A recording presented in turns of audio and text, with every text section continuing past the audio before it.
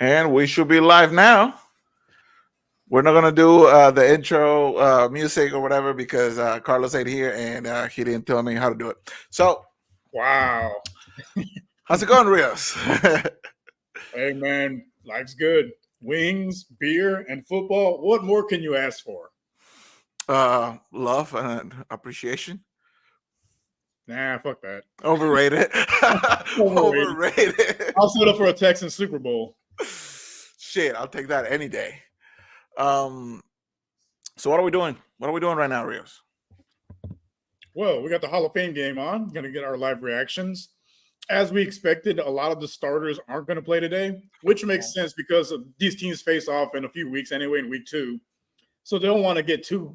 I guess they don't want to give away too much, in this preseason game. Yeah, it's just a whatever game, right? But you know what?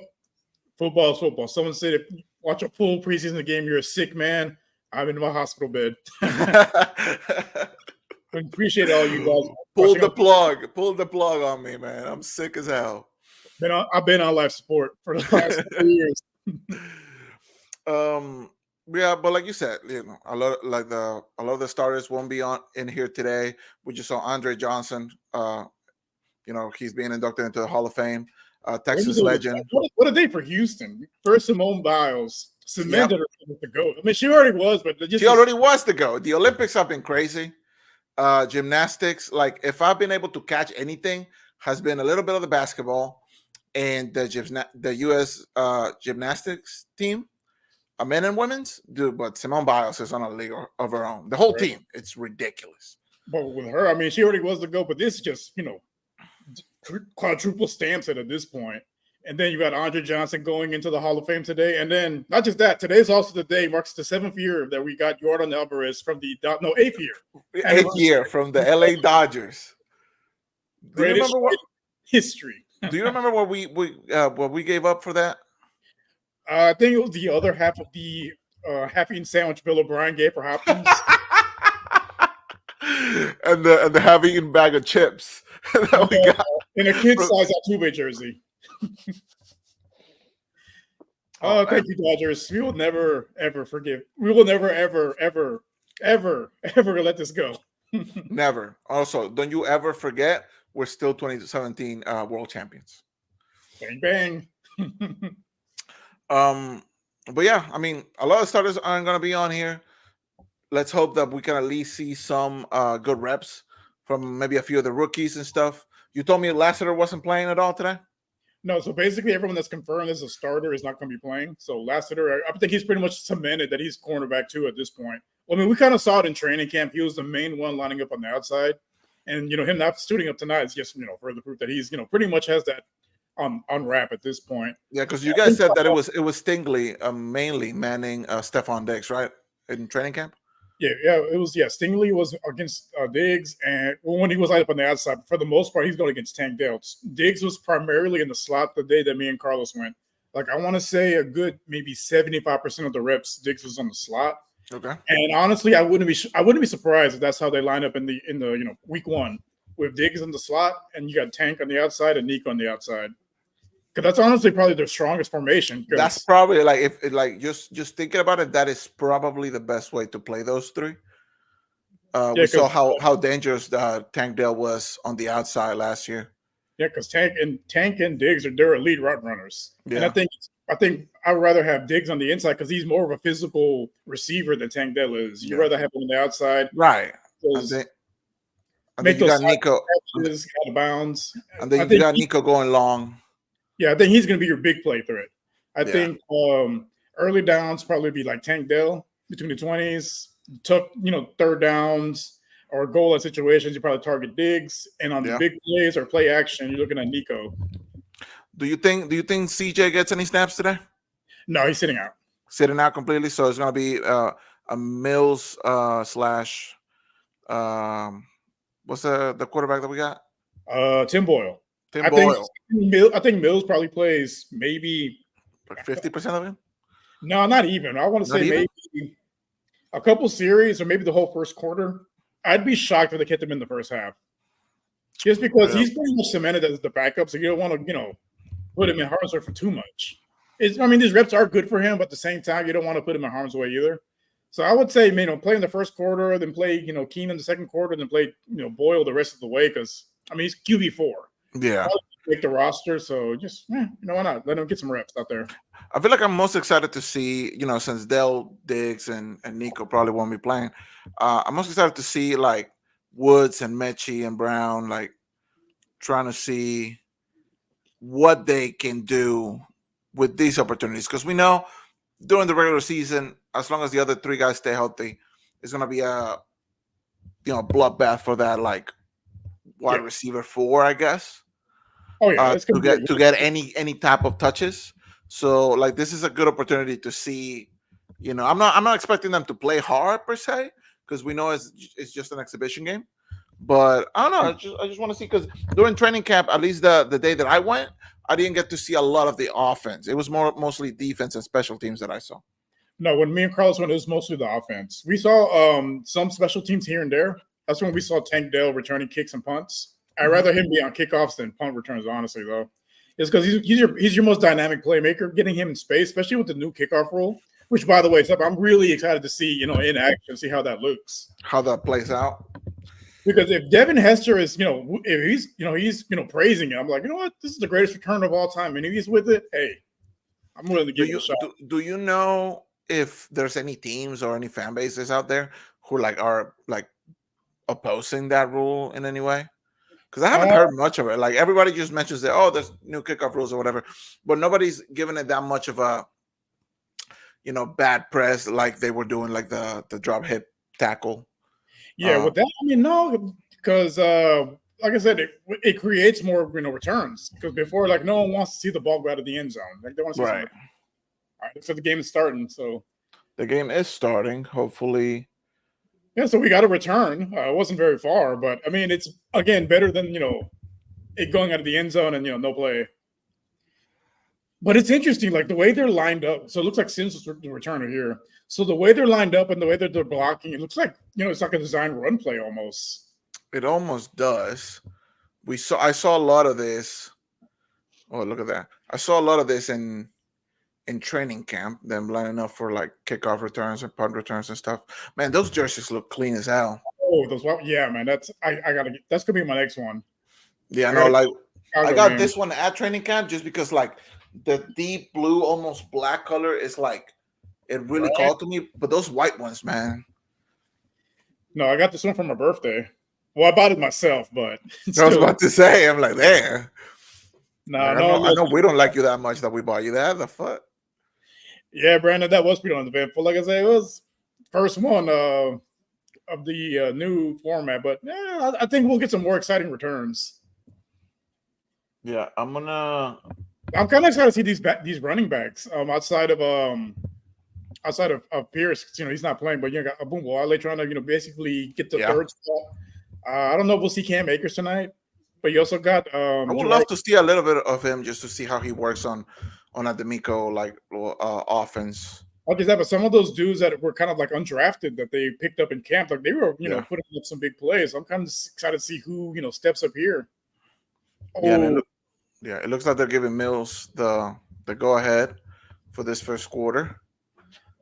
And all too familiar sight, Mill overthrowing a receiver. All too familiar sight. So it looks like you're a little bit ahead of me, which is annoying. But look at my boy CJ and Tank Dell on the sidelines. As the kids say, aura.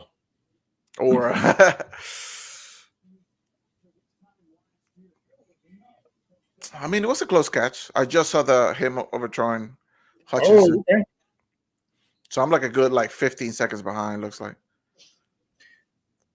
I will say if Mills does play it all during the season, I think he has a pretty good connection with guys like Hutchinson and Tegan. I'm not even going to try to say his last name. Tegan Q.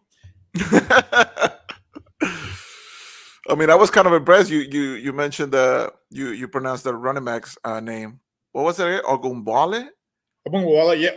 I had to say it a lot because we were when I was at the when they played the Buccaneers earlier this year, and he was the kicker. I'm like, who's the guy? Wasn't behind me who told me how to pronounce it correctly. So I make it a point of emphasis to make sure I say his last name right. Yeah, me watching the Olympics Oh, right?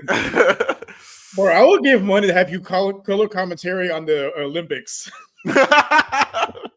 Dude, I would be having a stroke halfway. Oh my goodness. Like, oye, Babo, ¿cómo se dice eso, Babo? ¿Cómo se dice eso? Like there are no vowels in there, bro. It's all consonants. Like, that's too many letters. Can we shorten it? Oh, wow. Talking about the high expectations the Texans got for this season. So, I'll let you watch this next play and let me know what you think. Okay. Let me see. All right. You got Skoranek in the flat. Yeah, open. we got 2 in the back. We got 3 in the backfield. Fake out. What was that? What was that? I'm sorry. What was that? Oh, no pressure on Mills, and he does what he does. Those are people's feet. Like, bro, He didn't even throw it. That was like a little lob almost. Like, here you go, buddy. Almost like a pity throw. Like, oh, you ain't gonna get no touches this year. Here. Yeah. I'm interested to see if Skoranek makes this roster. It's got, how deep they are at receiver. It's going to be interesting to see. I think that he probably does just because he can play special teams, which is something that I feel like with Robert Woods, he can't really contribute that whole lot of special teams. But with the new format, we'll see. It's going to be interesting to see who makes the roster, him or Skoranek. Oh, shit. They're going for it on 4th. I like it. I like the aggressiveness. I mean, it's an exhibition game. You might as well have a little bit of fun. I don't think anybody's playing necessarily too hard. I do want to see more of Mechie if possible, and Woods. Because think about it, like some of these guys, if people get injured, like they can definitely get some touches later in the season. But some of these guys can also be trade pieces down the line if we become buyers.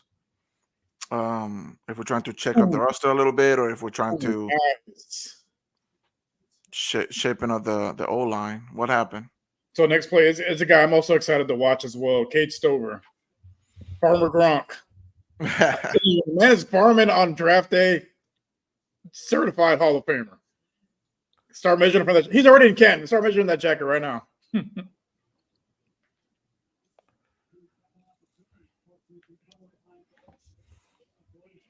See, I'm excited to see Stover with CJ. I'm trying to see how the connection is going to be like between those two guys. I think, if anything, it's probably a little bit reminiscent of the chemistry he had with Tank Dell last year. Like, they were on the same page all the time. Like, you rarely saw him overthrow him or any missed reads. And like you said, Tank Dell is such an amazing route runner. Like, he's really a quarterback's best friend at the receiver position, which is great to say from a rookie. Yeah. And well, we got our first trip in the red zone. So this was an area of concern. Oh God, what the actual fuck was that? I'm trying to see. I wonder. Bro, it's bad. I don't know if this was on the running back or Mills. I hear how you are so ahead of me. For once, I don't have to. Well, I'm streaming on ESPN Plus, but no, I'm watching it on ESPN HD on Xfinity. Damn. Right. I mean, I guess that's kind of a Mills, right? Because he didn't. Oh, okay. He didn't read the defense, right? Yeah, I think that was a little bit more on Mills than on the running back. Yeah. Okay, this next play, something I'm actually excited to see, but not with Abumawale, but with Joe Mixon. I wonder what I don't know. It felt like the snap was a little aggressive. Would you say? Watch this next play with it's gonna be to Abumawale, but I'm excited to see, but with Joe Mixon, who's obviously a better route runner and a better catcher. A better catcher. It wasn't a bad ball. It was pass interference for sure, but it wasn't a bad ball from Mills. Yeah, but he wasn't held. Better chance of catching it. I don't know if he catches it, but much better. Look at the ref all angry already. Like this game matters. Every game matters. Every game matters. I will say the run blocking looks. I mean, again, it's preseason, but the run blocking Yeah. looks improved. Like the holes look a little bit bigger than last year. I really have a lot of hope for this O line. Yeah, I think it's going to stay healthy because last year it was basically a revolving door and held together by duct tape and prayers. So they can stay healthy for the most. I mean, it's the NFL. No one's ever fully healthy, but they can stay healthy at least 80% of the season. It should be a top, 15, top 10 unit. And I feel like that's good enough to be really competitive. I like the way they're running the ball. I like the way they're running the ball. Can you do me a favor, Rios? Can you pause it for like 10 seconds? Let me catch up a little bit. Absolutely not. I use like for you. I feel like you're spoiling it for me. I'll try not to. Let's see. Let's look at this play. It's a passing play. Okay. Oh, what was that defense though? Come on. Yeah, that was. Well, I think with the Bears, that's like our guy on Monday said, like that might be one of their Achilles heels. And not the front half, but the back half of the defense. I mean, yeah, but I mean, like we were talking about in our last show, the Bears look good on paper. They do, but it's gonna come down to like how Caleb performs this year. Yeah, I think the whole season really rides on him because if anything, they might be like last year, like where they're in a lot of close games, but the quarterback's holding them back. Because they could have like a million weapons and all you want, but if the quarterback isn't there to take advantage of it, then what are you doing? Who's their backup quarterback? Do you know? We're about to find out. I have no idea, honestly. My boy Fairbairn. No, but looking at that drive, I mean, it's a word I have never used of Davis Mills. Clinical. Like he did overthrow that first pass and it was a couple overthrows and a bad read on that read option, but other than that, like, it was a pretty good drive. And again, it's a vanilla defense, vanilla offense. But if this is like a small hint of what's to come with this Texans offense, man, imagine 2.0. Because I remember going to a preseason game with Carlos and another friend. You weren't there, loser, but I remember it was against the Saints. Your favorite team. Fuck the Saints, brother. Fuck them. Fuck that whole city and that whole state. Yeah, I said it.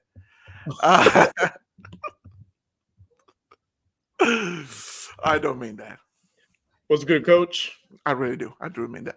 But going to that preseason game, I saw a lot of Mills because he was going into year 2, and he was basically our quarterback of the now, right? And he had a lot of good drives in that game. I remember, and he actually threw the winning touchdown towards the end, and I saw a lot of promise there. That's why whenever we would get on the show and talk about, the Texans and the offense and all this, and you were shutting out Mills at first. I remember like for at least the first 2 or 3 games of the season, I was like, we got to give him a chance, man. You got to let him get comfortable with the offense. He only had a couple of good games, back end of the first season or whatever. It took me about 3 games to be like, yeah, no, Rios, I'm with you. This guy's not it. This guy's not it. Rios was right. A tale as old as time. You guys learned little by little. Listen to me. But honestly, like, he's really got it in him to be like a good backup quarterback. That was my answer. Like, I thought, like, this is guy, he's going to be a solid backup quarterback, but starter faces the franchise. It's not it. Like, not the face of the franchise. But if he can be like as good as Steady Bridgewater was, career as being. Look at Chase Daniel. That man's. You can look at Chase Daniels. $50 million being a backup. He's maybe taken a handful of snaps in his entire career. Backed up Drew Brees. Now he's backing up Justin Herbert. Bro, let me be the fourth, the 4th or 3rd string quarterback in any team, and I'll let me be the backup kicker. Well, I mean, Chase Daniel has made a career being a backup and doing nothing. Man has the best seat in the house, access to world-class trainers, Yeah. nutritionists. Oh, I did not like the way Yeah, that that what was. he just like ran Oh, into his butt. ooh.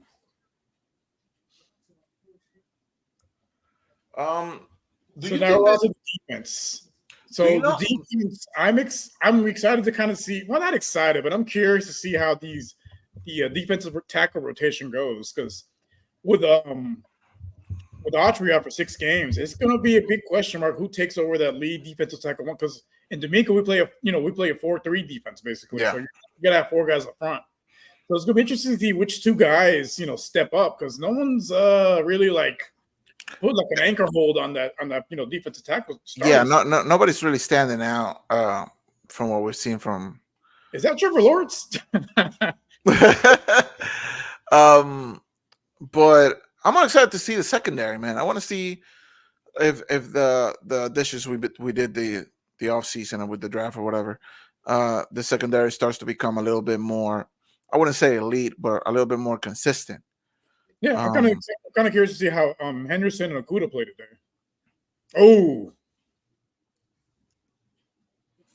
yeah, no, yeah, that is Trevor Lawrence. What the fuck? What's his name? Baguette? I think Bagant. I don't know. I haven't heard him say his name yet, so I'm not sure how to pronounce Apparently, it. he had 4 stars. He has a 2-2 record, 3.4 ERA. Right? No, but I think another thing that's gonna well, going back to the Bears, those things that's good. Their success is gonna depend on that offensive line protecting Caleb. Because what I've seen so far in this game, this guy's kind of running for his life. Yeah, no, like I don't know if that's too like so much on the O line for the Bears or the D line for the Texans because we are getting a lot of pressure in.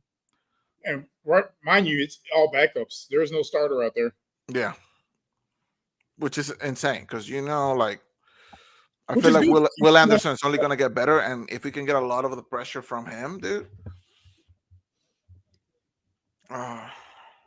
I mean, depth is always a great thing, especially on the defense side of the football, just because that's where most of your injuries occur.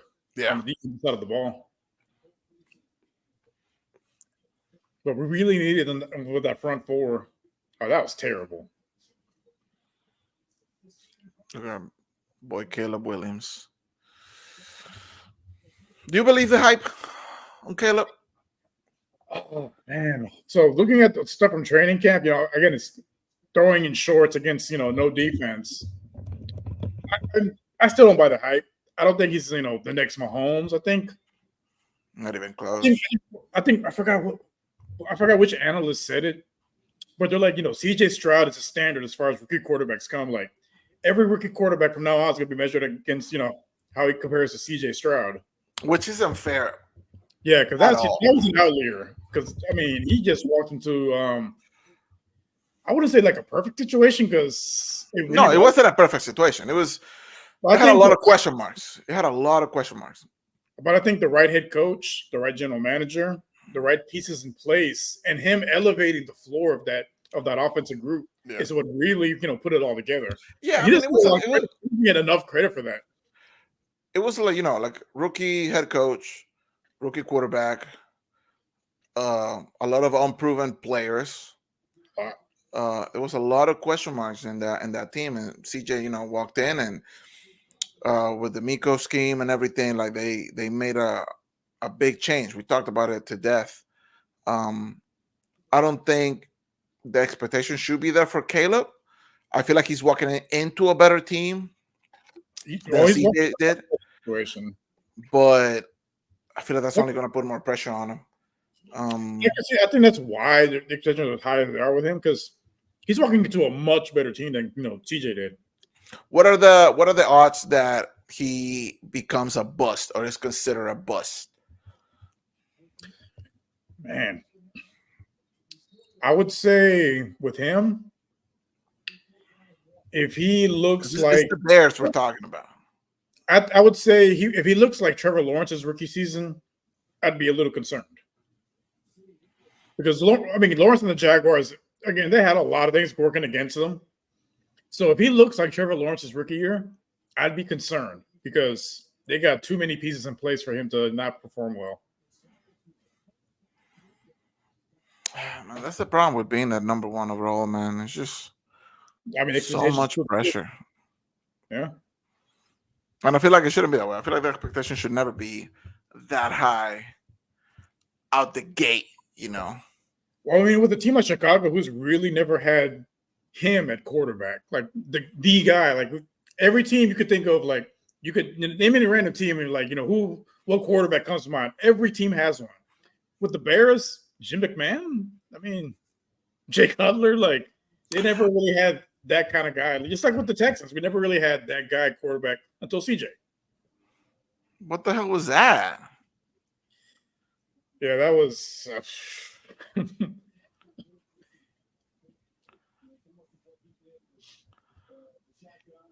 That was, yeah, that was, Oh, it was from the Bears. yeah, Okay. what are you talking about? Why are you complaining, bro? That's good for us. Yeah, that was just some miscommunication on the offensive line. Where the hell was the false start? I must have missed it. A platoon change just happened. Man, looking at D'Amico, bro, he looks like he can put the pads on, and no one could tell he was a coach. Him and Johnson should just jump back in the field. Might as well. Like, hey, just for a snap. Is JJ in attendance? I'm pretty sure he is. Might as well get him in there too. Right. Get a couple of reps. See if he can make the roster. all I know is they didn't stop teasing me with him coming back. Like, look, bro, they're gonna be doing that all season, bro. I don't like. They're gonna be doing that all season. Either lace up or stop teasing me. But I mean, as a retired athlete, I wouldn't stay in that kind of shape unless I was ready to go back out there. Just my 2 cents. Dude, if I was an athlete, which let's get one thing clear, I am not, and I never had the potential of being it. But if I was an athlete, the second Rios, look at me, the second I retire, it's over. I'm looking like Andy Reid by the end of the off season, bro. You know who's the best? Michael Jordan. He was still playing at the time, but he was on one of the late night shows, and he was like, as soon as I retire, I'm just gonna, relax, get a big old beer belly, and just enjoy life. And what did he do? Retired. Well, retired a third time. I was about to say, like, which time? Because in one of the times he went to play baseball. No, so after the time, this was on his second stint with the Bulls. He hadn't retired like officially yet, but he's like, I'm gonna retire, get a big old beer, blah blah blah blah, and like after he retired with the Wizards, that's when he's like, I'm done working out, got a big old beer belly, enjoying life, dating a woman 20 years younger than him, living the dream. I'm not gonna lie, man. Like I've gone back to see some of the Wizard Jordan games or whatever, just because I was curious. Towards the end, he was looking a little rough.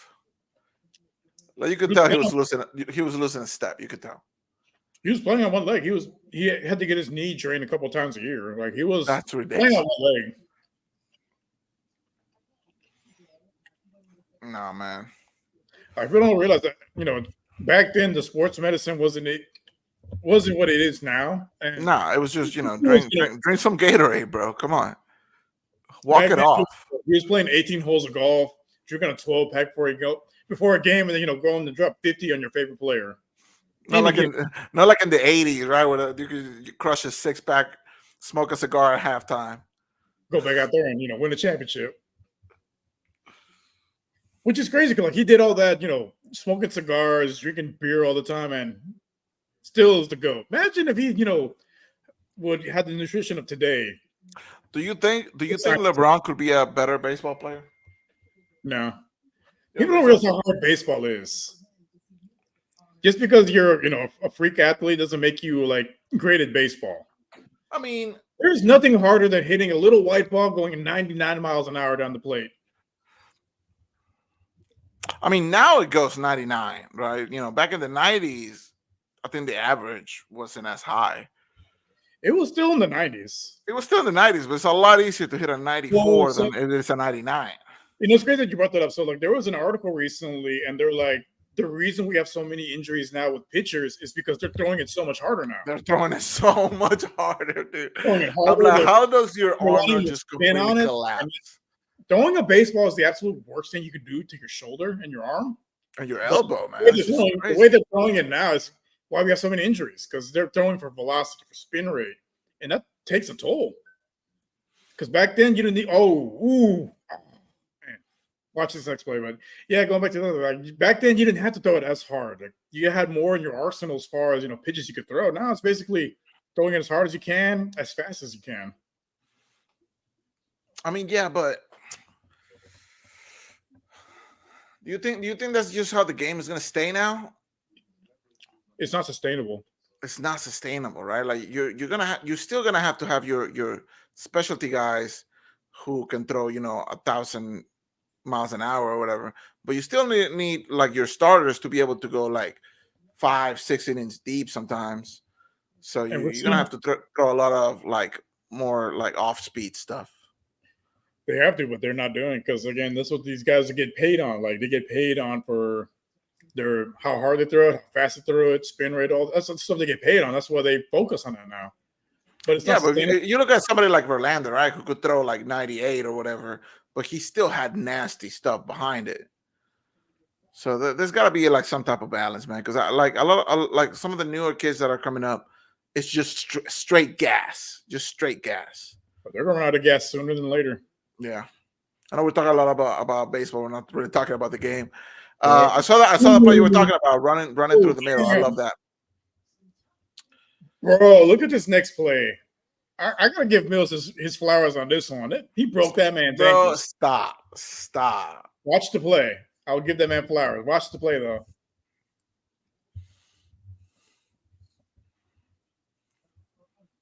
Let's see.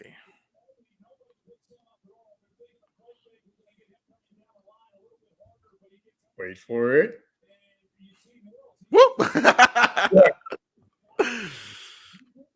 That and the throw. Okay, the throw and the catch made it a lot better. Yeah. The throw and the catch made it a but lot if you get your Mills, you get your ankles. Oh, as soon as it does something good, it does something boneheaded. I told you to give it a second. You taking those flowers right back. I did. Boink. That's the Mills effect, man. It's like it really is. Which is why he's a great backup. He's good in very small dose. Spurs, yeah, like you need a couple plays. He'll do that for you. Let's see this boneheaded play. But a full 4 quarters, yeah, don't count on that. Who was that to, brother? The fuck? The fuck? It's like when you play Madden and you press the wrong icon. Just throw that bitch. Yeah, this next play is not any better. Oh man, for every one great play, you get 3 bad ones, huh? But it looks like they're giving Hutchins a lot of reps in this game. Yeah, and I like that. And I see they got Green on the O line there too. Like I really hope he can stay healthy, man. Yeah, as our boy 80 says, this is gonna be the Kenyon Green revenge tour. Shit, I don't know about revenge tour, but can we get like a coming out party at least? Like, can we get something? Anything. But if he can fully play 10 games, I'll be happy. Yeah, my boy Hutchinson actually was one of the people that signed my football at training camp. If Kenyon can lock down the left guard spot, that's really the only spot up for grabs in the O line. But if he can, we'll see, man. Because if the injury bug it stays the same as it did last year,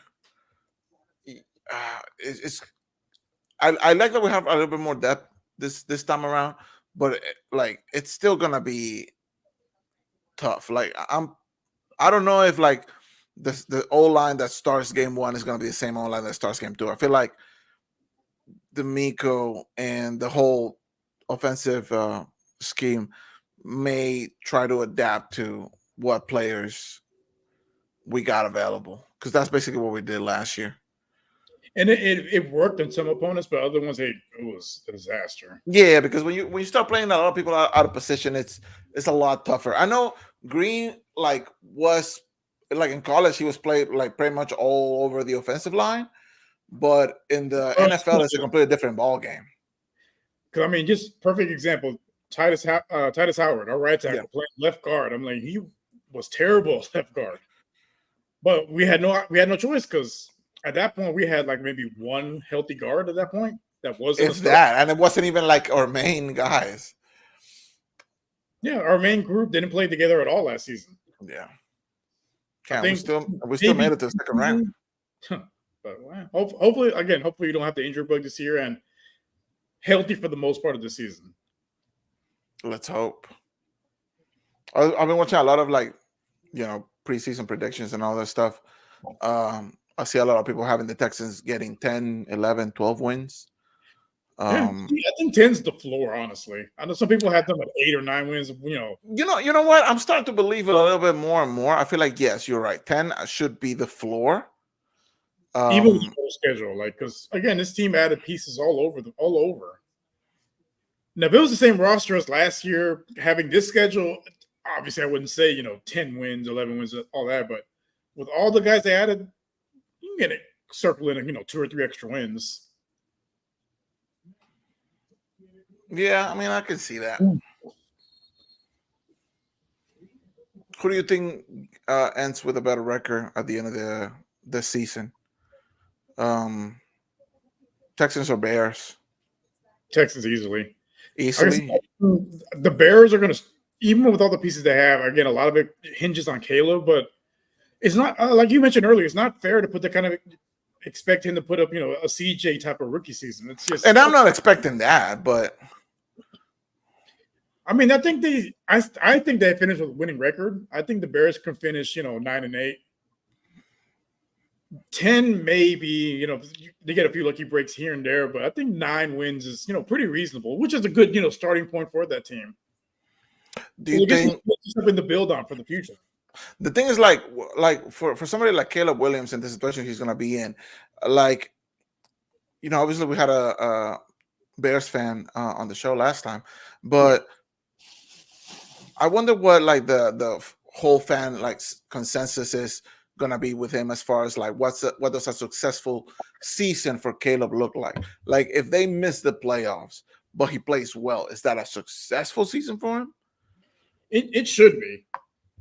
I don't think for a lot of the fans and the media is gonna be. I feel like there's so much hype, and like you said, CJ has raised the bar when it comes to rookie season, unfairly so, but I feel like if they miss the playoffs, they're it's gonna be a lot of negative media attention coming his way.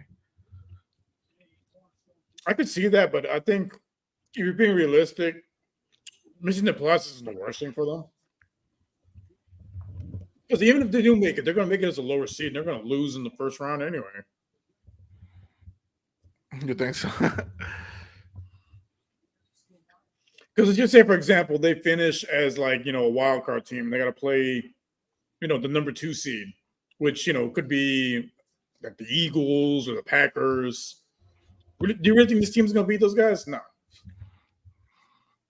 I mean, I don't know how much I believe in the Packers, to be honest. I mean, they proved a lot of people wrong last season. Yeah, but because the expectations weren't there. But I feel like the expectations are there now, especially after paying their quarterback the amount of money they're paying him. So now because last year it was every good game was it's a really good game from Jordan Love. But now every okay game is going to be seen as a bad game.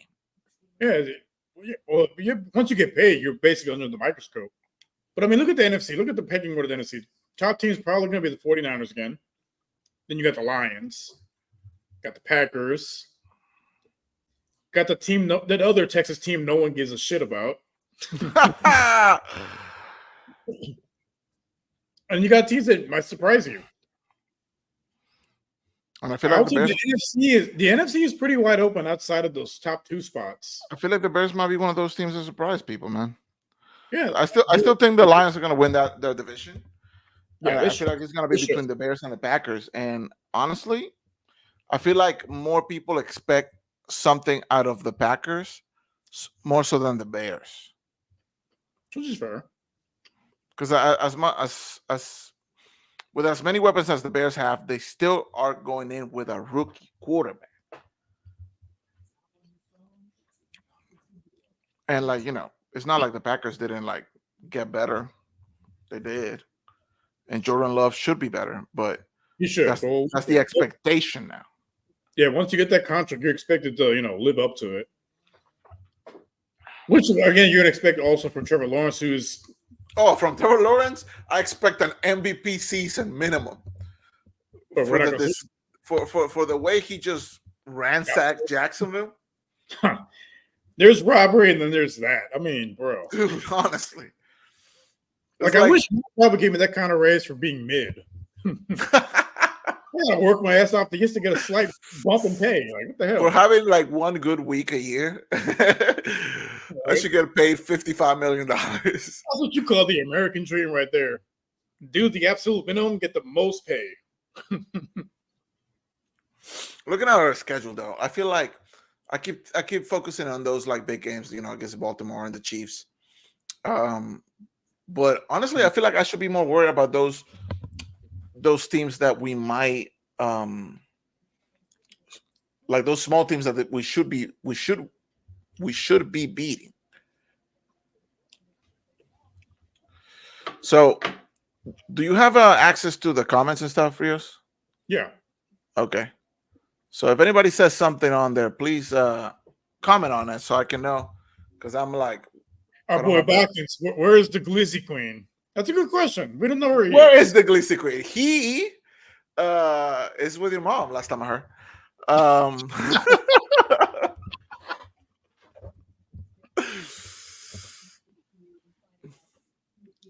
Let's see. Yeah. I deserve a raise, Balkans. You're so too good. All year, Rio's been giving you a raise. Love that. Hell yeah. I wish I sold. I wish I sold that many. That's crazy. No, but I think with the Texans, there's no outside of maybe a team like the Patriots or the Vikings. There's not really anybody that I would see that they would overlook. Oh, damn. Yeah. What's with all those goddamn flags? What happened? I think those would probably be those have the makings of a trap game, but I think with this coaching staff, they probably learned their lesson from last year with their trap games against the Falcons and the Panthers.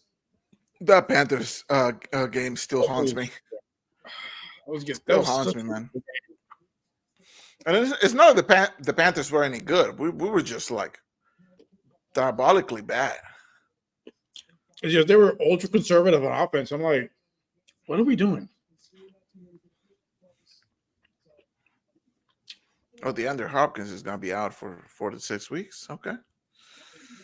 So I mean, probably back like week 3, week 4.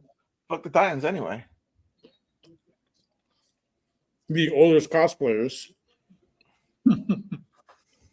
Honestly, Sam on Twitter, he was asking if you were the Titans, what would be the first thing you would fix? I guess with the team or whatever. I just said move the team. Fucking get them out of that sorry ass state. Give them back our colors. Yeah, honestly, fuck it.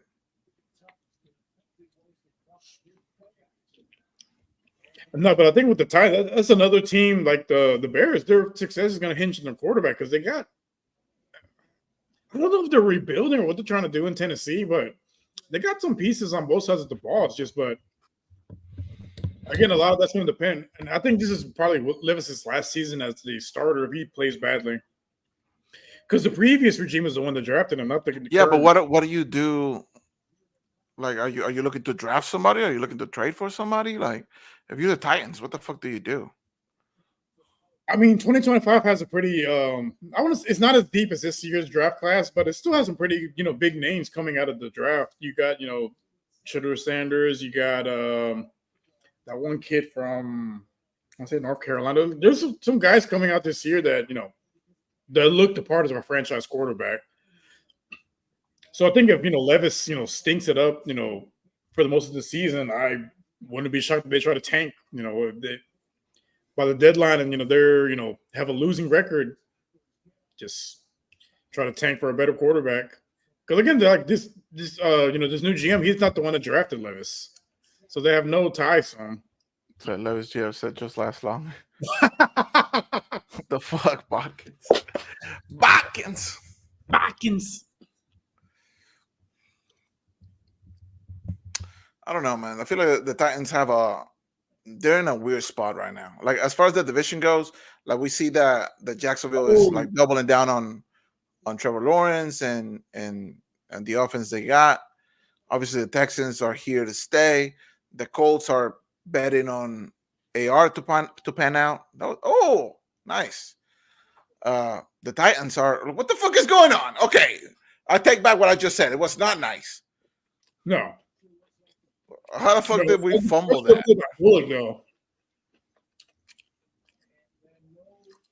I want to see a replay on that. How the fuck did we fumble that? That was on the Texans. They should have held onto the ball because it was a fumble, but he Butterfingers went through his hands. I'm like, bro, get it together. Get a grip, my guys.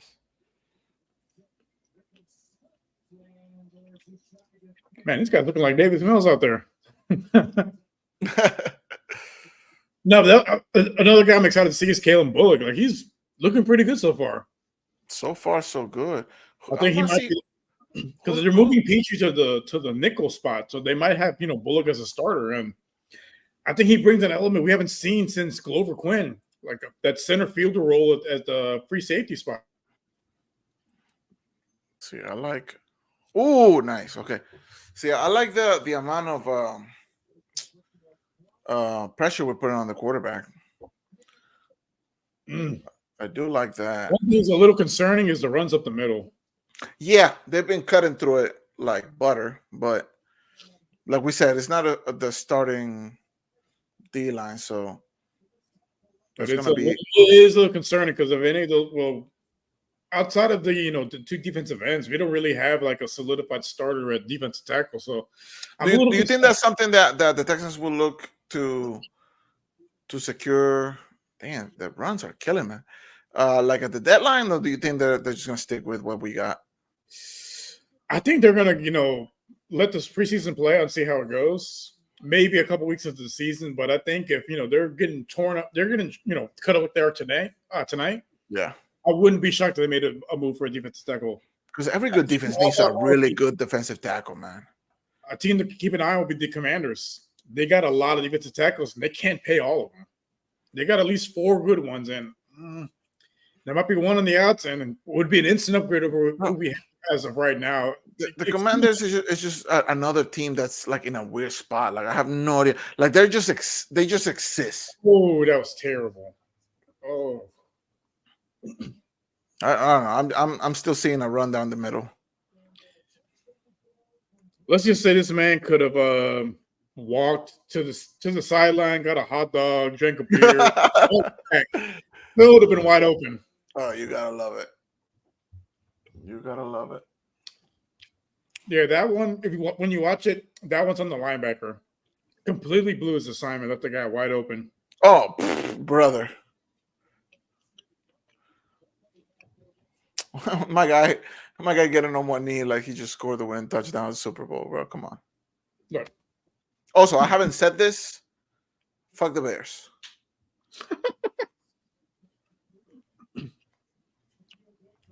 I swear, God, if we ever blow up, I'm not gonna get invited to fucking shit. No, you're not. Like maybe the Texans will have me, but any other team. Even that's questionable. Even that's questionable. Even that's fucking questionable. Well, no, another guy I'm excited to see also on the Bears side is our boy Ian Wheeler that was on the show, a couple weeks back, a few months back actually, Yeah. before the draft and the combine and all that. So hopefully he can make the roster. I hope to God he can make the roster, man. Because again, he's a local kid, so we always root for our own. Yeah, that whole prospect series was a lot of fun. It was a lot of fun. I like I told you on the last show. I need my man Coker to get me that jersey. Right. Even though it's gonna be a Panthers jersey, but hey, I'll take it. Hey, it could have been a Saints jersey. Oh, I would pay untold amounts of dollars to watch you put on the Saints jersey. Nah, never gonna happen. Never gonna happen. Never, absolutely never going to happen. We finna see. I'll start rooting for the Cowboys before that happens. Oh God. Yeah, that's how serious I am. Okay, that's cut to me wearing a Saints jersey.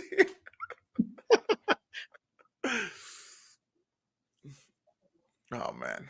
Well, guys, if you ever want to make a bet with him, make it involve him wearing a Saints jersey if he loses. Oh God. Oh God, no. Are you gonna be doing a fantasy football this year?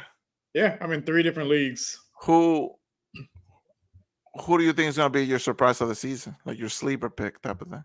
Ooh, I think this year, I know last year I predicted Tank Dell, and if he doesn't get hurt, I mean, that's double-digit touchdowns, 1,000 yards. That dude was averaging, 15 plus fantasy points a game. I think this year, I wouldn't be too shocked at Ricky Pearsall from the 49ers. Because of the uncertainty around Ayuk, and again, Debo might be trade bait because they're not going to be able to pay everybody. They're not. He's hurt right now, but when he comes back, I wouldn't be shocked to see him. Can I have be like a kind of a sleeper as far as fantasy goes, or the guy that the Chargers got? That's another one because Quentin Johnson is wide receiver 4 right now. Who is the guy that they got? Lad McConkey, I think. Do you think Quentin Johnson gets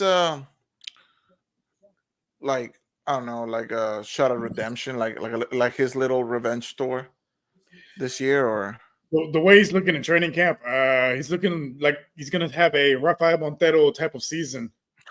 Takes it up and deuces.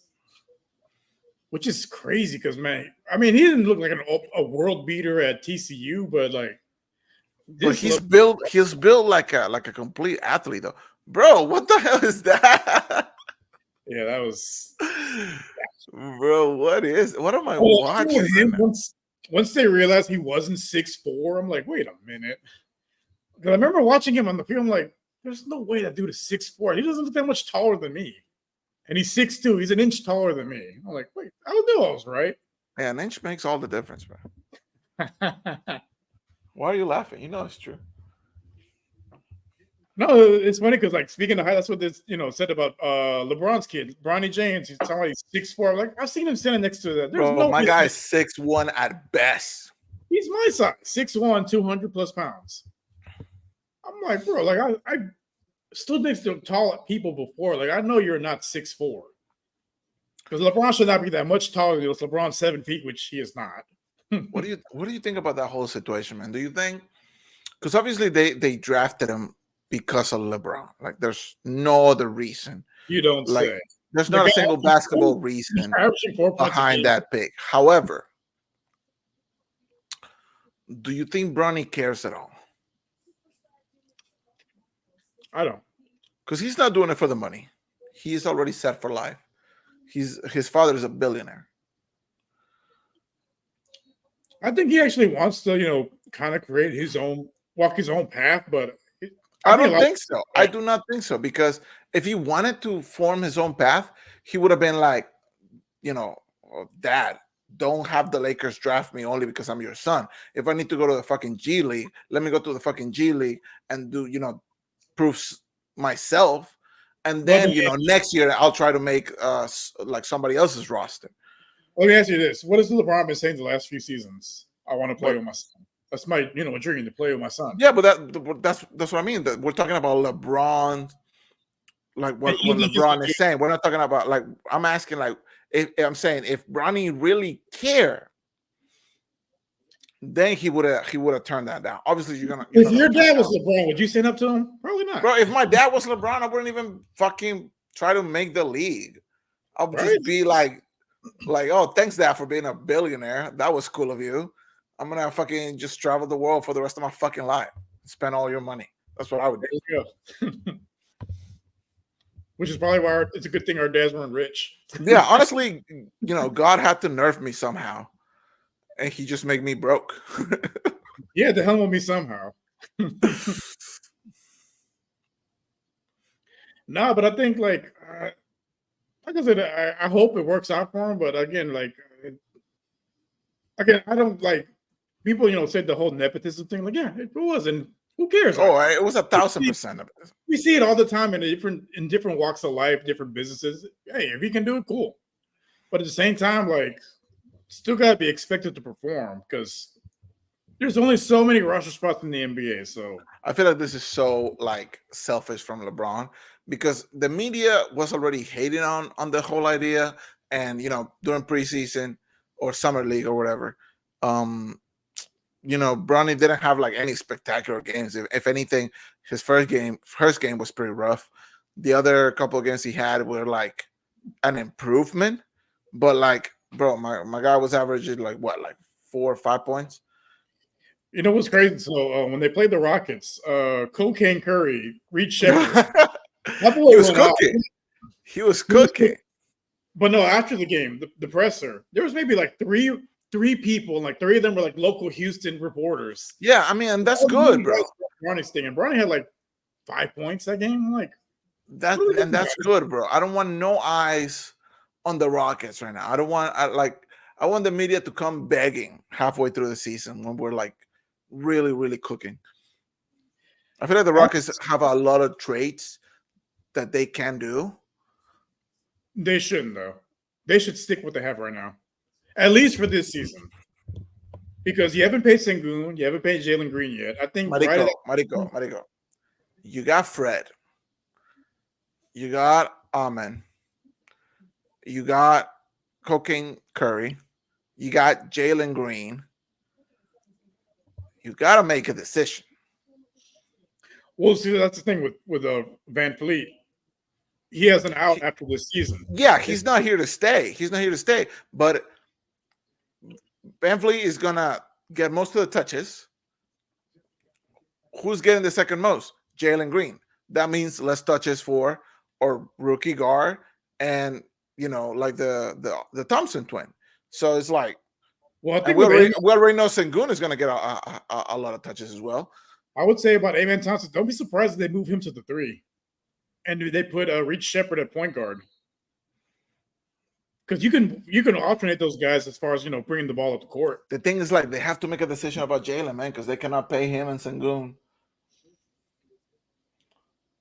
No, they'll have the money after next year because they can move on from Van Fleet and from Dylan Brooks. And that clears up a lot of space. They can theoretically sign both. In theory, but do you want to? We've seen that both on the court don't work as well as when one of them is off. Like when Sengun was out injured, Jalen was cooking, and when Sengun was healthy, he was the one cooking, and Jalen was just kind of like just wasted. Super inefficient as well. That's basically up to the coaching staff to figure out how to make it work with both those guys. But I think if one guy gets the max, it's going to be Sengun. Probably, he has the higher ceiling of the two players. Yeah, but you gotta always remember, like, eventually you're gonna have to make the decision, like, which direction you're gonna want to go. Because if you keep forcing something that's not working, you're gonna get stuck. Other teams are gonna lap you, and like San Antonio, dude, in like a couple of years, they could be like top of the West. Just with Wemby alone. Hopefully not. Fuck San Antonio and everything they stand for. That's the Oh man, but anyway, back to football. What do you think of the game so far, man? Man, it's let's just say hopefully these two teams don't have injury at quarterback because man, these backups are rough, especially for the Bears. I think the Bears really need to invest in a solid backup quarterback. One to be like a kind of like a mentor to Caleb, because And that's the yeah, other thing. Caleb is coming to a situation where like he's not like he's gonna be behind anybody, like with like a lot of pedigree, right? nor does he. But at the same time, it helps to having a mentor in the locker room. Like last year, CJ had Case Keenum, who's been around the league for a good minute, played He's on a some teams, he's a definition of a vet, right? Of a league vet. and that's never a bad thing to have. That's why they kept a lot of the guys that they had last season, because of that veteran leadership. You need a good mix of youth, but also some veteran leadership. Guys that I feel like they should have tried to get Flacco. the Bears, that Yeah. would have been a good move for them. But I can see why the Colts did it, because again, that's what we're talking about, having that veteran, right there with AR, just like they had last season with Gardner Minshew. Yeah, But I think I would think that Flacco would be a better mentor than Gardner Minshew. yeah. Flacco was that guy, bro. I still remember him in Baltimore. He was that guy. That playoff run, that playoff run in 2012, man, that's the stuff of legend. That man turned into. We're still talking about it to this day. We're still to this day. Like that's got to be one of the best playoff runs from a quarterback. That's not considered elite outside of Eli Manning. Because Eli Manning was a different beast. Because I would say that man in the regular season looked like Trevor Lawrence. In the postseason, turned into when it really matters, he really was that guy, huh? Because I don't feel like the Giants were ever like that great of a team per se. I mean, both times that they won the Super Bowl, like they weren't the number 1 seed, not even the number 3. I think one time they were like they were like a wild card team, right? Like they were one of the lower seed teams. Like they weren't favorites at all, especially that 2007 season when they were going against the unbeaten Patriots. Like that was the first time I was like, "There's no way I lose money on a Super Bowl bet." Well, boy, was I wrong. Oh man, it was good. It was good every time Brady lost, though. Yeah, no, I mean, besides losing money, the football fan in me was like, "Take that! You can't have it all in life, sir. You can't be good looking and date a Brazilian supermodel and be rich, and be rich, and be good at football." He's still the GOAT. He's still the GOAT, but I mean, undisputed. It's not even close. You think Mahomes can do it though? Man, I think for Mahomes to take the title from him, he's gonna have to beat him in Super Bowl wins, which is gonna be tough. He needs 4 more. That's crazy. Yeah, that's crazy. I see him playing on another team like Brady did at the end, but I mean, Brady's the standard. You're either gonna have to, beat him in Super Bowl wins or beat like all his records, which Brady played for 20 plus years. And Brady could have had 9. Yeah, which is he lost 10. He lost to Eli Manning twice and Nick Foles. Yes, he imagine he had 10, bro. Oh, I probably would have stopped watching football. I probably would have stopped, honestly. I love how they put the Aaron Rodgers tore Achilles 4th play on the season. We're going back to the Texans. So we got a Cam Akers sighting coming up. He's kind of like a wild card on the offense because he has experience in the McVay offense, which is basically a shadow of the Shanahan offense. They're very similar. Same coaching tree, basically. Same type of scheme, same type of formations and verbiage and all that. This is a guy that played in the Super Bowl not too long ago, and he was the lead back for the Rams. It's just injuries and other things, kind of, derailed him. But he's only 7 months older than Dameon Pierce. He just turned 25. Which is crazy, man. Like it feels like he's been in the league forever, but he's only 25. He has a lot of football left. So I'm curious to see. I think he's another guy's going to get a lot of reps in preseason because they kind of want to see what is Dameon Pierce doing with his hair? No, I gotta see this. If you've ever seen "Don't Be a Menace" in the Hood, it's that hairstyle. Where's he at? Let me see. Oh, you'll see him. He'll be dead center. I wish I would have been able to see more of Cam Akers in training camp. I thought it was like an acquisition that it was kind of random when we made it. Bro, what is that, Pierce? Told you. What is that? Exactly.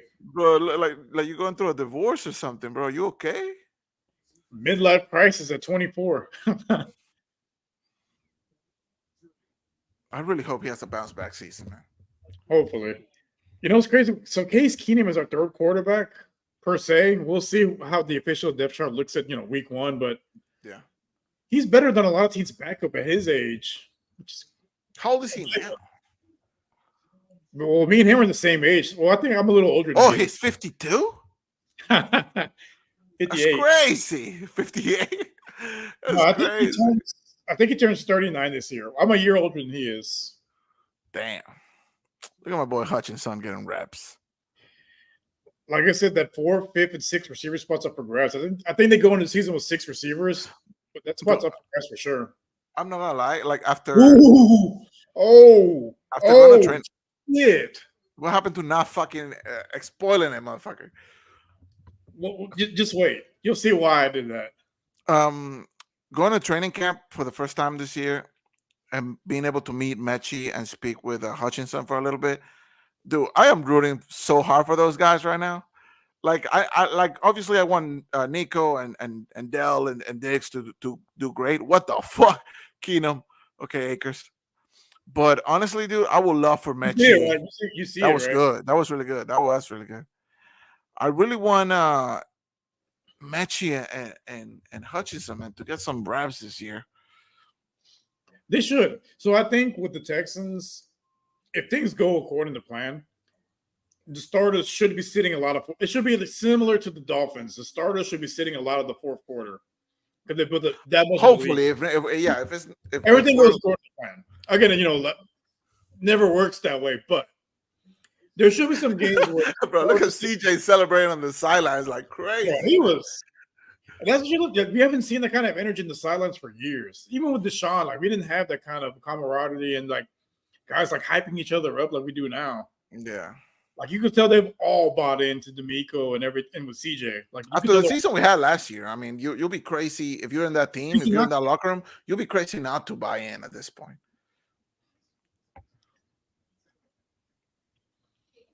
Oh man, that's crazy. But yeah, that was a good run for Makers. I wonder if we're gonna see a lot more of that this season. Now, obviously, Joe Mixon is gonna be RB1, but like you said, Cam Akers still young. I know he just tore his Achilles or. Yeah, so he tore his Achilles and he went to the Vikings, didn't get too much time there. Yeah, the Vikings were shit though. I don't know what they're doing. They're wasting Justin Jefferson out there, man. And I feel like he's gonna be traded. I feel like the Vikings are gonna get a haul for him. They should.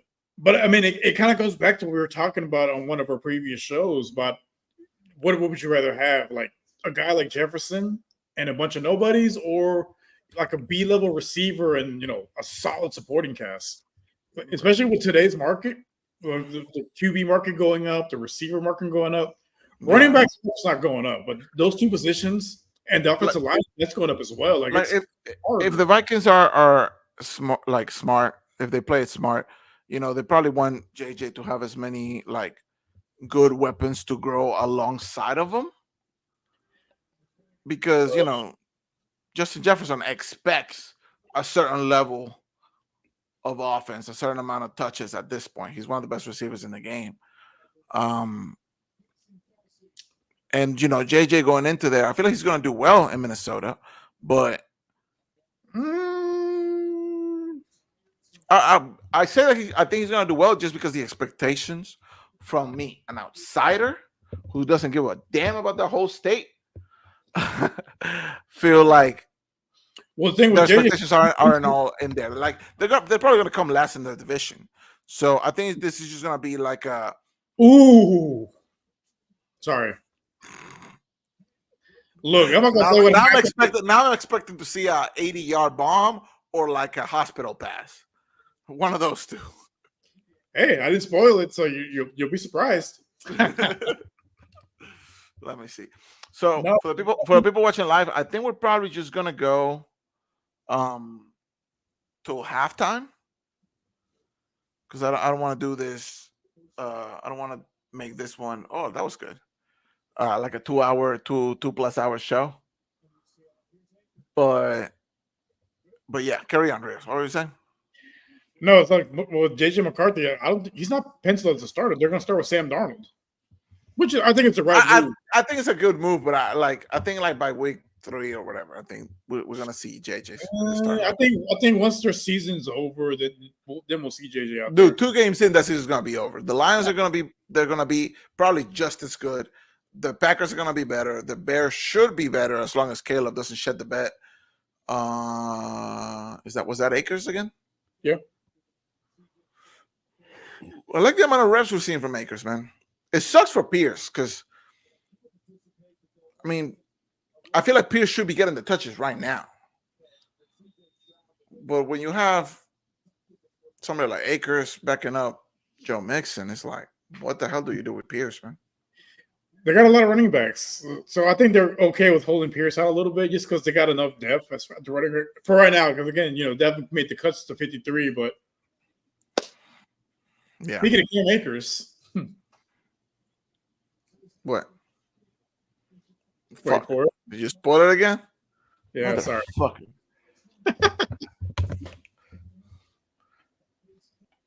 You're banned. Just banned you. Banned. You can come back after this play. Let's see. You forget I have control as well, sir. Fuck. I did forget. Well, that was nice. That was nice.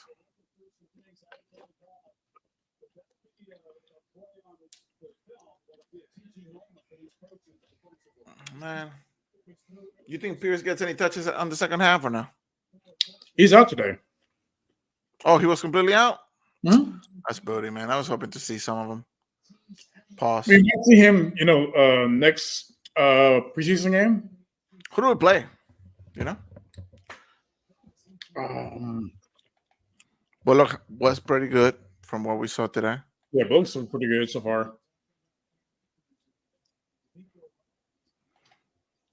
And this guy, Jawar Jordan, yeah. Jordan, it's another guy that is like, how many touches is he actually gonna get this year, man? Probably not a whole lot. I think, especially with getting Cam Akers, because before we got Cam Akers, I had Jawar Jordan beating out Pierce, but now with Cam Akers out there, and Pierce, Yeah, I felt like it was gonna be like a Pierce Jordan type of like, fight for that RB2 spot. but But now with Cam Akers, like I feel like if he can stay healthy, I feel like he's like the solid RB2. which would make total sense because he has more experience in the system. He was productive in the system. He can still catch the ball more so than Pierce. I think he's still a better pass catcher than Pierce. But I think the thing with them is going to come down to who's the better pass blocker, because you're going to have to be able to protect CJ. Yeah.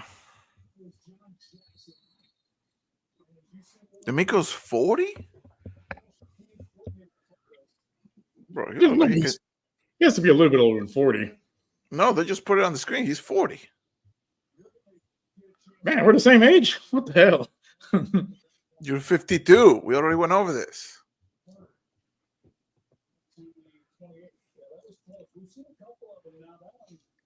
The thing with this kickoff returns or whatever, do you think we're going to see an increment in touchdowns? Or honestly, I don't see an increment in touchdowns. I think we see better starting field position and more returns versus basically taking a knee or going at the end zone. Because it's a lot less chaotic. Yeah. I think where a lot of the touchdowns came from was the chaos where, it's just one of those things where it just happens. Here, probably less touchdowns, but better for field position and definitely more returns, which I think the league wants because it makes it more exciting because no one wants to see, ball go out of the end zone, Yeah, and it should be less injuries as well. That too. Less concussions, Speaking of injuries.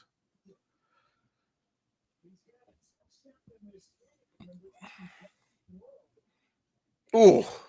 Whoever number 4 is, he's been getting torched. Yeah. Who is number 4? Oh, Ford. Okay. Bro, you got mossed. Let me see this. Oh yeah. There's no way, dude. You can't cover those passes. Those I type would of plays just you take the cannot. helmet off and just walk to the locker room. I'm done, coach. Take me out. You're not a starter, coach. when they put you on a poster in basketball, it's like, yeah, man, my ankle don't feel right. I'll just sit this one out. Take me out, coach. I'm done for the night. Yeah, that was a crazy catch. I will say for preseason, it's been entertaining for the most part. Yeah, it has but it makes me want the season to start even more. Right. It's just a little tease, but man, I'm ready for week 1. Oh, no, definitely. And it's gonna be against the Titans too, right? So no, Colts. Oh, it's the Colts. Apparently, this entire city of Indianapolis. Oh man, that's terrible. Oh fuck. But yeah, apparently the whole city of Indianapolis hates CJ Stroud. Like we give a fuck. Which is weird. He's never really insulted the city, but hey, you know what? Whatever it takes to hype yourself up. It's not like they had fucking Peyton Manning for years and years, dominated a trash ass division we were in. So, fuck Indiana too. Oh, that was so easy for them, man. Too easy.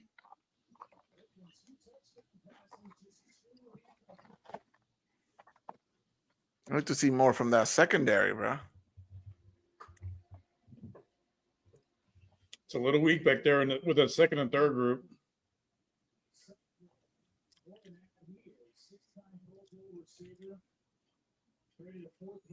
Was that holding? Looked like holding to me, but all right.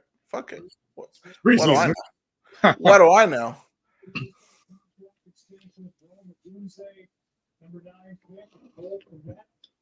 I am a little surprised we didn't see Caleb Williams tonight. That would have been good, at least one series out of him. Like our guest said on our show, Ty, he said that they don't want to waste them in a nothing game. The thing is, like, I just don't know what to expect from him right now, man. It's just it's way more question marks than with Bryce and CJ coming into the season last year, because they did the best defenses in college football, Georgia. Both of them. And then even AR, we knew that the type of player he was coming in, so we knew he was a great athlete, but as far as the quarterback was, question marks. But with Caleb, it's just like, I don't know. It was a bad USC team, weak division in college football. Like, didn't really see it against elite competition. And he won the Heisman too, which is, sure, but. Oh yeah, no one denies the talent. It's just basically what we didn't really see a whole lot in college football that you see with some of these other guys that were number 1 picks, like Joe Burrow, for instance, played in the SEC, dominated Alabama, dominated in the title game. Had one of the best college football seasons of all time. Bryce Young, like he could retire right then and there. Honestly, Bryce Young put up great numbers against Georgia. Played in the SEC. CJ almost carried the team to a win on his back, missing about his top 3 targets in that semifinal game in the college football playoff. Like, those guys proved it. Like, Caleb hasn't really played anybody like at that level as far as Georgia, and had a good game. He struggled against ranked opponents at USC. Again, they had a bad team, but like, really, like, you gotta, against the big boys, you gotta step up. You gotta deliver. Because in the NFL, there's no weak college teams like there is in the Pac-12. Who do they face first? The Bears. Yeah. We had talked about it on Monday. I know. I completely forgot. It's not a divisional opponent. I think they get. The first divisional game is like week 4 or whatever, right? No, for the Bears, it's after the bye week, week 11. Week 11. That's our first divisional game. That's crazy. They put all Uh, the division games at the back end oh, because, like, they're the ones that face the Titans. yeah, because like Ty said, they basically want give Caleb Williams some time to develop, get his feet Yeah, wet in the NFL level, and then that's such an easy like welcome to the league type of game, brother. it should be. Unless Levis just like plays out of his skin or whatever. Yeah, I have a better chance of winning the Powerball. Hey, it's like at 350 millions right now, bro. We want to look into And that. the way this economy is, that gets you groceries. Shit, might as well. All right, so we just made it to halftime. We're probably gonna end it here. Any thoughts you have so far, Rios, from what we've seen today? The offense has been clicking for the most part. Again, it's vanilla backups. Concern a little bit as far as the depth on defense, just because there's uncertainty at the defensive tackle position, the secondary outside of looks like we have locked in starters with Stingley and Lassiter, but outside of those two, it's question marks. Yeah, a lot, like all over the field. This is going to be good film study for the team. See where they got torched at, and hopefully they can fix it in training camp and get it together by week 1. Let's hope so, man. I feel like the biggest thing for me, those runs down the middle, they were cutting us up like we weren't even there, and that's like a lot of what we've seen with the Texans the past couple of years. It's just like we just couldn't stop the run game for anything. Well, hopefully, having the new Hunter and Will Anderson out there will alleviate some of definitely those. That should help. Like having those like star defensive players should make a big impact. But just like we know, we're not playing our best defense out there. The Bears aren't playing their best offense, and any other team that we face this preseason is not going to play their best offense. So I would have loved to see more of the backups and the third stringers to try to like show up a little bit more. But I don't know. It might be with something to do with the scheme or whatever, or just the fact that nobody wants to get injured right now. Like if you're like a backup or a third stringer, like your chances of starting plummet even more if you get injured in a meaningless game. I hate that hat that Kelsey's wearing. Please take it off. What? Yeah. What the fuck is that? What is that, brother? What is that? Just because your brother is dating Taylor Swift doesn't mean that you can just fucking go on live, like on air, and do that shit. This is just me talking shit, Kelsey. I love you. But fuck the Saints. Well, that's gonna be it for us, guys. Thank you guys for tuning in. Appreciate that. I'm so glad Carlos wasn't here because then he would have been like, but yeah, when I was 2 years old, my daddy left me. As he should. I would too. I love you, Carlos. No, we don't. No, we don't. Don't tell him that. He doesn't know at all. But no, thank you anybody who tuned in. Thank you for tuning in, and hopefully we'll be doing more of these preseason games, live reactions as we get closer to the football season. Cannot wait for week 1. Cannot wait for the Texans to go undefeated and win it all. Why are you laughing? Why are you laughing? Undefeated. Undefeated, bro. Winning it all. I can get behind that. Yeah, and the Astros are gonna win it all too, and the Rockets gonna fucking go 82-0. A man can dream, brother. A man can dream. Let's stick to realistic scenarios. The Rockets, a couple years away. But that's what I said about the Texans. So look at us now. We're almost there. We're almost there, brother. Like I'm taking a page from your book, bro. I'm actually starting to believe, which is the hope that kills you. But hey, I wrote it down. Smile on my face. Yes, sir. Everybody, thank you so much for tuning in. Thank you, Rios, for joining me today, and we shall see you next week. All right, end it.